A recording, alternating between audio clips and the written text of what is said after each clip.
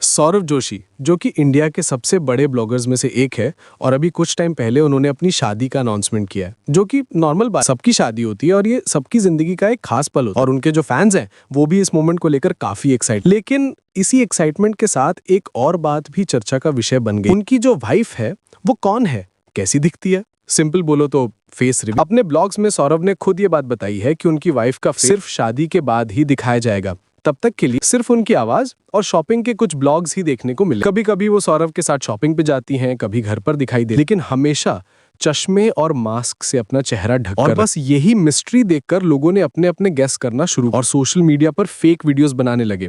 Instagram पे random लड़कियों की फोटो शेयर करके बोल रहे हैं कि ये है सौरव जोशी की वाइफ। कुछ रील में तो पुराने फोटोज दिखाकर बोल रहे हैं कि ये उनकी वाइफ। कभी रैंडम इंस्टाग्राम प्रोफाइल अटैच कर दे रहे हैं।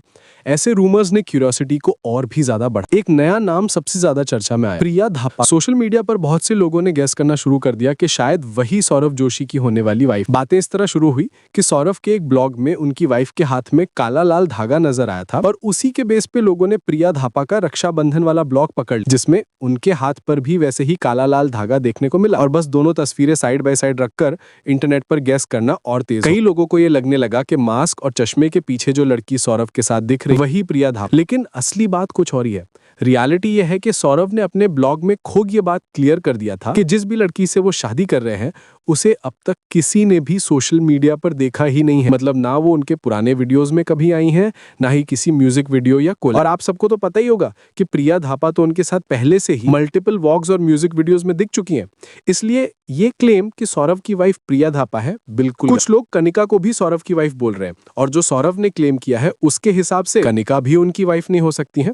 अब प्रॉब्लम यह है कि लोग बिना किसी सॉलिड प्रूफ के रूमर्स फैला। आजकल हर दूसरा बंदा सीआईडी बन सब कंपेयर कर करके रिपोर्ट तैयार कर देते हैं, फिर उस रिपोर्ट को वीडियो बना के यूट्यूब पर डाल देते हैं, जैसे कि वही फाइनल। रियलिटी क्या है वो हमें नहीं पता, लेकिन फिर भी हम लोग अपना वक्त रूमर्स खिलाने में लगा। जो चीज सौरव ने खुद बोला है कि फेस शादी के बाद ही दिखाएंगे, उसके बाद भी कैस करना सिर्फ क्यूरियोसिटी नहीं, एक तरह की प्राइवेसी इन्वेड कर। फैंस कहने का मतलब ये नहीं होता कि आपको क्रिएटर की पर्सनल लाइफ के हर डिटेल पे राइट मिल जाता है।